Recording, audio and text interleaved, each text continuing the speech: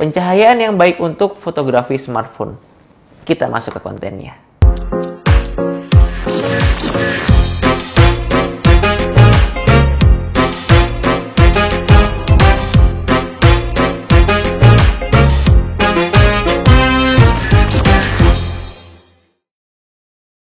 Sebelum kita mulai, please subscribe dulu channel ini dan nyalain loncengnya, biar kamu nggak ketinggalan video-videoku selanjutnya. Kita belajar bareng-bareng basicnya. Buat teman-teman yang belum punya kamera DSLR atau kamera mirrorless, kita bisa belajar bareng nih pakai smartphone. Jadi pastiin kalian subscribe sama nyalain loncengnya biar kalian nggak ketinggalan konten-kontenku selanjutnya. Dalam dunia fotografi, cahaya merupakan elemen utama. Bayangin kalau misalnya ini aku matiin, contoh nih. Aku matiin dan aku matiin. Yang kamu lihat apa? Gelap gulita. Kita nggak akan bisa membuat foto tanpa adanya cahaya. Bisa sih, cuman hasilnya bakal gelap. Jadi intinya cahaya itu hal yang mutlak kalau kita mau melakukan fotografi. Apalagi kalau kita foto pakai handphone atau pakai smartphone yang sensornya sebesar upil. Oke, yang pertama adalah karakter cahaya. Kalian tahu nggak sih kalau misalnya cahaya itu mempunyai banyak karakter warna? Salah satu sumber cahaya alami yang tersedia di alam itu adalah matahari.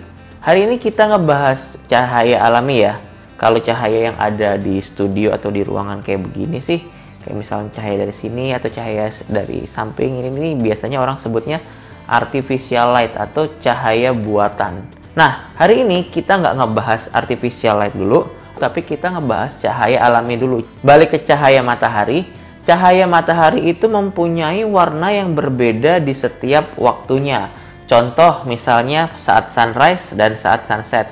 Mereka itu mempunyai karakter warna yang lebih orange, lebih kuning ke orange-orangean, lebih kayak sebelah kiri belakangku ini. Ini kalau kalian lihat nih agak kuning-kuning orange gitu kan. Nah, kurang lebih warnanya akan seperti ini kalau saat sunrise dan saat sunset. Dalam hitungan Kelvin itu sekitar 2000 sampai 3000 Kelvin. Semakin siang itu karakter warna cahaya matahari itu semakin putih. Kalau misalnya sekitar jam 12 siang itu sekitar 5000 sampai 5500 Kelvin. Kelvin itu apa sih? Kelvin itu merupakan suatu ukuran temperatur warna yang dinyatakan dalam bentuk suhu derajat Kelvin. Semakin kecil angkanya, misalnya kayak 1000, 2000, 3000 kayak gitu, tuh karakter warnanya itu lebih ke kuning, orange ke kuning kayak gitu. Nah, terus kalau misalnya angkanya itu makin gede, itu karakternya lebih ke putih langsung ke biru. Coba nih kalian lihat monitor yang ada di layar kalian nih sekarang. Itu aku tampilin ke kalian tuh grafik matahari. Kalian bisa lihat dari pagi karakter warnanya seperti apa, terus ke siang itu karakter warnanya seperti apa, terus saat dia turun itu karakter warnanya seperti apa. Jam-jamnya tuh kalian bisa ngeliat tuh, misalnya jam 6 warnanya seperti apa, jam 7, jam 8, jam 9, terus saat sore warnanya seperti apa, itu kalian bisa ngeliat di tabel itu. Kalau misalnya kita ngeliat grafik yang kita lihat barusan tadi, itu tuh foto yang baik itu kita bisa ngelakuin di jam 8 pagi sampai jam 10 pagi. Atau jam 7 pagi lah masih oke. Sekarang jam 7 pagi juga udah terang benderang kan.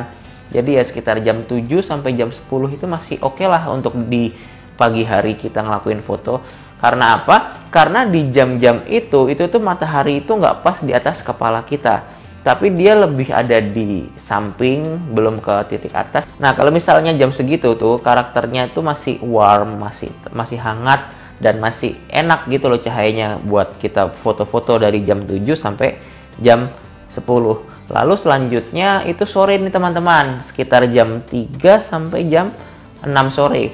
Kenapa? Saat jam 3 sampai jam 6 sore itu kan matahari mulai terbenam, mulai turun ke bawah kan. Karakter warnanya tuh lebih soft, lebih enak, jatuh bayangannya tuh lebih halus kayak gitu.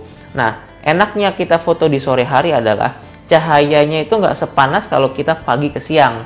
Aku sih lebih prefer buat foto di sore ke maghrib lah, sore ke jam 3 sampai jam 6 sore. Kan nggak terlalu panas ya. Kalau kita mau motoin orang atau motoin temen misalnya lagi jalan-jalan gitu, pas jam-jam segitu itu nggak terlalu panas, orang jadi moodnya enak. Tapi kalau kita fotonya tempatnya agak panas, terus cahayanya keras kayak gitu, misalnya kayak jam 12 siang gitu kan, cahayanya tuh keras tuh.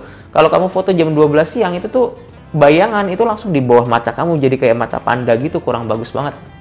Nah, kalau misalnya kita foto jam 3 sampai jam 6, cahayanya itu dari samping gitu loh, jadi kelihatannya lembut gitu kan, kelihatannya jatuh bayangannya bagus. Terus juga kita foto nggak terlalu panas, jadi kalau kita foto-foto ya asik lah.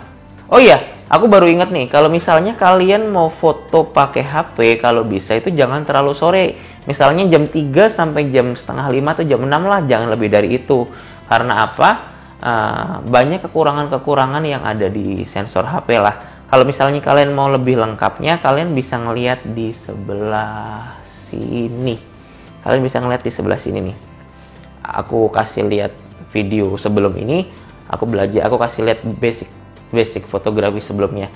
Kenapa nggak aku masukin di sini? Karena kalau misalnya aku masukin lagi di sini itu aku ngulang materi sebelumnya ya. Dan yang kedua, kepanjangan nanti video ini gitu. Ya udah, kita langsung masuk ke konten selanjutnya ya. Selanjutnya itu kita ngebahas soal kekuatan cahaya. Kayak yang aku bilang tadi, kalau misalnya kita mau foto outdoor sekitar jam yang kita bilang tadi jam 7 sampai jam 10 atau jam 3 sampai jam 6, itu karakter cahayanya itu lebih soft dibanding, sebenarnya sih jam 7 sampai jam 10 sama jam 3 sampai jam 6 itu lebih soft yang jam 3 sampai jam 6 sih, sepengalaman aku foto gitu. Karena jam 7 sampai jam 10 untuk sekarang ini tuh lebih terang banget ya, hampir kayak jam 11 jam 10 ke atas lah intinya gitu, jadi terang banget. Nah, lebih enak itu sekarang foto sekitar jam 3 sampai jam 6, lebih lembut cahayanya, terus nggak terlalu panas, enak kita pakai buat foto. Nah, kalau teman-teman semua nih lebih seneng foto jam berapa? Yang jam pagi atau yang jam sore? Boleh di komentar ya, kira-kira kalian masuk ke tim yang mana nih? Pagi atau sore? Gitu. Selain itu, kamu juga bisa memanfaatkan awan buat foto. Maksudnya memanfaatkan awan tuh gini, misalnya kayak kamu memilih schedule pemotretan atau lagi foto-foto di saat kondisi ini nih, langit lagi berawan kayak gitu tuh. Atau misalnya kadang-kadang kan ada awan lewat tuh. Pas awan lewat, kalian coba tuh foto-foto. Biasanya hasilnya oke sih. Karena apa? Karena awan itu merupakan kayak bilangnya softbox alami, softbox raksasa bilangnya gitu kali ya. Atau bahasa sederhananya tuh awan itu tuh kayak nyaring cahaya matahari terus sampai ke bumi gitu. Jadi pas cahaya matahari ketahan sama awan, hasilnya jadi lebih lembut gitu sih. Itu biasanya buat aku ngakalin foto-foto kalau nggak pakai flash atau nggak pakai lampu-lampu buat strobis, lampu-lampu buat foto-foto kayak wartawan gitu, yang lampu-lampu kayak gitu. Itu tuh aku ngakalinnya kayak gitu. Jadi pakai nunggu awan lewat nih, atau enggak cari waktu yang agak mendung, agak berawan gitu kan. Itu tuh hal sepele tapi work banget sih buat ngakal-ngakalin gitu. serius ini bener-bener kejadian kok. Apalagi kalau kita foto pakai handphone kan. Pakai handphone itu kan nggak bisa dipasangin lampu tambahan, adanya juga lampu flash.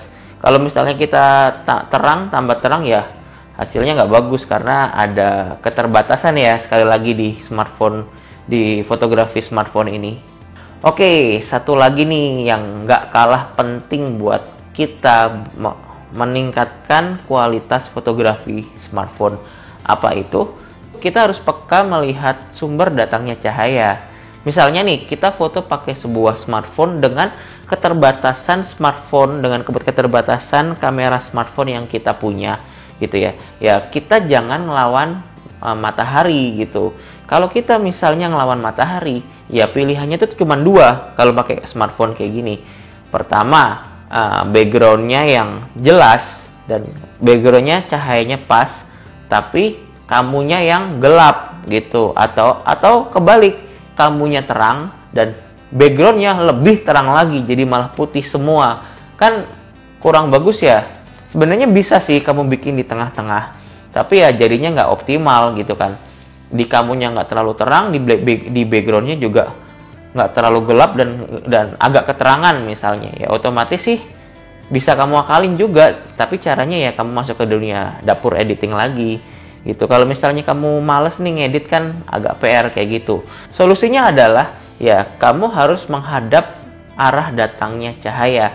Contoh misalnya ini cahaya matahari ya, kamu jangan ngebelakangin, tapi lebih ke menghadap arah cahaya ya. Terus nanti tinggal difoto dari sini. Jadi cahayanya tetap bagus dapatnya gitu. Atau misalnya ada cara lain, misalnya cahayanya dari sini, kamu ngambilnya di sampingnya, jadi tetap kayak ada shadow di bagian sini, kayak ada bayangan, jatuh bayangan di sebelah sini gitu kan. Jadinya lebih enak, ada dimensinya buat foto-fotomu. Meskipun cuma pakai handphone, hasil fotomu tetap ada dimensinya. Gimana? Sederhana kan? Sekarang waktunya kita praktek terus saja. Coba deh kalian foto di jam-jam asik buat foto yang kayak kita obrolin tadi. Terus kalian upload di Instagram, jangan lupa tag aku ya di amosart.id ya, amosart.id. Nanti aku tulis di layarku biar kalian bisa tag ke situ. Kenapa? Biar aku bisa dapat inspirasi juga, insight juga dari teman-teman, foto bagus yang kalian buat itu seperti apa, kayak gitu. Gimana? Daging semua kan? Ya udah, untuk sesi kali ini kita segini dulu kali ya. Like video ini kalau kalian suka, dan dislike video ini kalau kalian ngerasa video ini nggak berguna sama sekali buat kalian. Jangan lupa subscribe dan nyalain loncengnya biar kalian nggak ketinggalan konten-kontenku selanjutnya. Karena ke depan aku bakal bahas tentang basic fotografi selanjutnya yang jauh lebih asik dibanding yang sebelum-sebelumnya. Aku Amos, dan jangan sampai alat menghalangi kalian buat berkarya. Dadah, sampai jumpa di next video. Kelar. Buat background nih.